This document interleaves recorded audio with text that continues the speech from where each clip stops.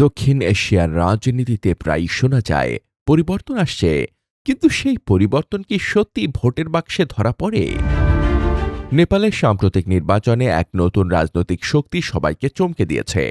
দলের নাম রাষ্ট্রীয় স্বতন্ত্র পার্টি। অল্প সময়ের মধ্যে দলটি হয়ে উঠেছে পরিবর্তনের প্রতীক।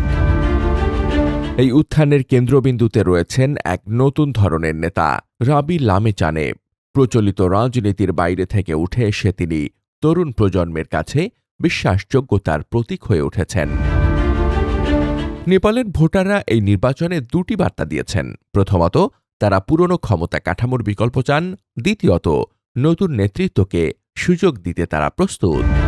দুর্নীতির বিরুদ্ধে ক্ষোভ আর পরিবর্তনের আকাঙ্ক্ষা, এই দুই শক্তি মিলে তৈরি করেছে এ নতুন রাজনৈতিক বাস্তবতা। এই ফলাফল শুধু নেপালের জন্য নয়, পুরো দক্ষিণ এশিয়ার জন্য একটি গুরুত্বপূর্ণ বার্তা। সে বার্তা বলছে, গণ অসন্তোষ যদি সংগঠিত রাজনৈতিক শক্তিতে রূপ নিতে পারে, তবে অল্প সময়েই বদলে যেতে পারে নির্বাচনী সমীকরণ।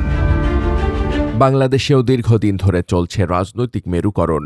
পুরনো দলকেন্দ্রিক রাজনীতি নিয়ে অসন্তোষও কম নয়, কিন্তু সেই সামাজিক শক্তি এখনও সংগঠিত রাজনৈতিক শক্তিতে রূপ নিতে পারেনি। নেপালের নির্বাচন একটি গুরুত্বপূর্ণ শিক্ষা দিয়েছে। গণ অসন্তোষ থাকাই যথেষ্ট নয়। সংগঠন, কৌশল এবং বিশ্বাসযোগ্য নেতৃত্ব, এই তিনটি একসঙ্গে মিললেই সম্ভব সত্যিকারের পরিবর্তন।